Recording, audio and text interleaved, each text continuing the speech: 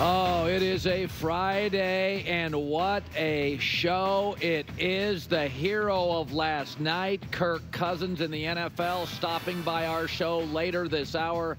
Live in Los Angeles, it's The Herd, wherever you may be and however you may be listening. Thanks for making us part of your day. 1 hour from now, the Blazing Five. 45 minutes from now, Kirk Cousins of Atlanta. We had said this in the offseason when they signed him and then drafted Michael Penix. That's good news. Kirk's a pro. And I think last night, J-Mac, everybody's always liked Kirk Cousins. But it felt like last night, passing for over 5 football fields in a shootout, that it did feel like a moment. Like you could go, whoa. That every quarterback needs a moment or two, because the Minnesota Miracle was Case Keenum. That's right. That's right. So it's like, oh, this is a Kirk moment. It was pretty special. Unbelievable finish. Good theater as well on a Thursday night. Yeah. How do people not like sports? That's what I asked myself last night watching the Mets and the Falcons. So 2 takeaways from Atlanta's win. I picked this team to win the division, and I liked when they signed Kirk Cousins. He's a total pro plus. Kirk's been good for a long time, 10 years in the NFL. Nobody doubts that. But, you know, unless you're really into stats, which I am, and I think some of you are, but what are the big moments? And you know, the Minnesota Miracle is actually Case Keenum.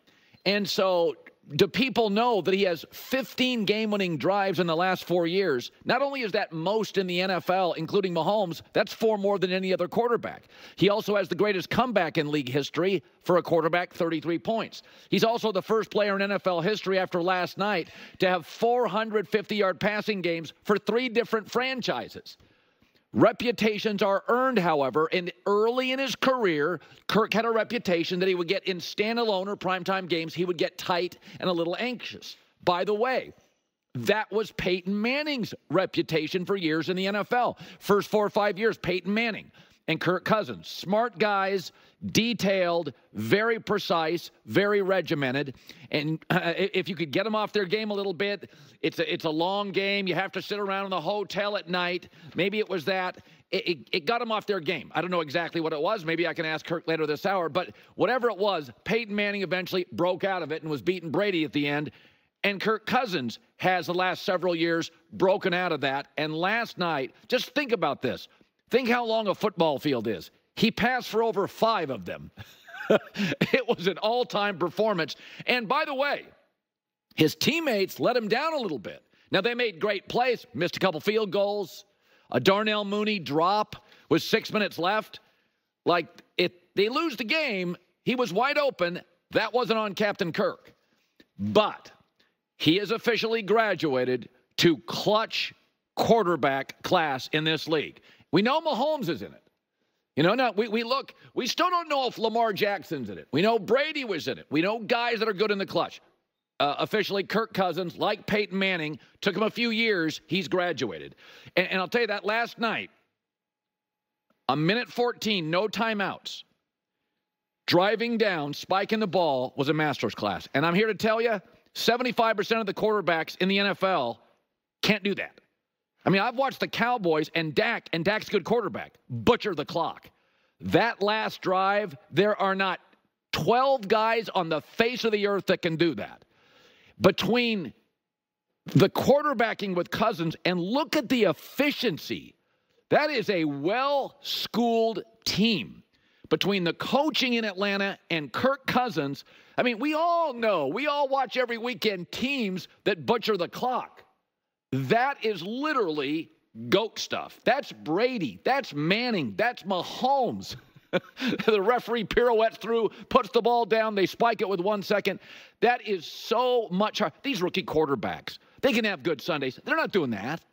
These second and third year guys, I don't think are doing that. I mean, what you're watching last night is top of the class stuff, and that's a professional quarterback. So, I mean, just all of it, watching it. And Baker played great, and I'll get to that in a bit too. But you're just watching a guy who has been an absolute pro for 10 years. He laughs at the dad jokes. He admits his swag is actually that he has none. But here is the walk-off touchdown in overtime, and Kirk Cousins after. Here's Mooney in motion with Cousins, and they're going to gun it, and it's caught to Darryl Hodge. 35, 30, 20, 15, 10, 5, drive home safely. Oh, my goodness. You've clearly played in a lot of crazy games in your career. Where does this one sit for you? This is up there. I've played in some crazy games. I've been on the losing end. And so to come out with one like this in overtime, walk-off at home on a Thursday night against a good football team in the division, it's a great performance. Kirk Cousins deserved that, but more importantly, Kirk Cousins had earned that.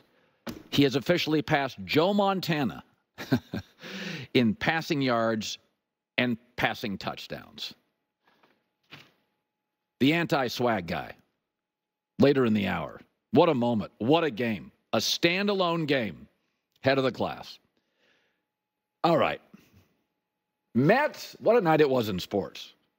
Mets, Brewers. I said yesterday on the show, I was kind of pulling for the Mets. Because the Mets and the Phillies, along with the Dodgers and the Padres, it just feels big. Now, Milwaukee's stacked. Milwaukee's young. Milwaukee's great.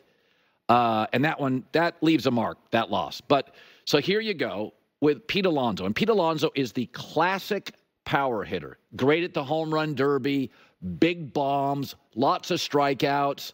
And as this team has been on fire since June, Pete has not had a great season, hitting 240, struck out 172 times. You know, the nickname is the polar bear. The way he wears his socks, the high socks, he's really an old school guy. But he's a free agent. And the Mets had offered him a deal. And Pete Alonso had turned it down. And as the team was playing well, Pete hasn't had a great season. It's been a little rocky, right? And so this is New York. It's not Minnesota. There's a term, Minnesota nice. It's New York. New Yorkers are nice. But win. We're paying a lot for these tickets. The intensity in New York is different. The Yankees across the street have won so many games and so many World Series titles. What is it, like 27? Met fans want you to deliver. You're a free agent. They made an offer. You passed. So I don't know if the city had turned on him, but he wasn't in the family circle. It felt like he was on his way out. He was leaving the family. Top of the ninth, trailing 2-0. Season about the end. Here it is. It's at the end. And what do you know? The big bummer, Pete Alonso, steps up. Here's the pitch.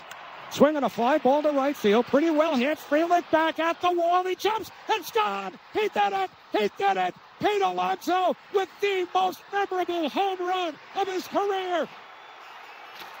Perfectly New York. A bum into a hero in about 6 seconds. And that's what New York does. He was the most popular Met for years. It's the home run derby. Your classic big bombs, lot of strikeout guy. And again, the difference between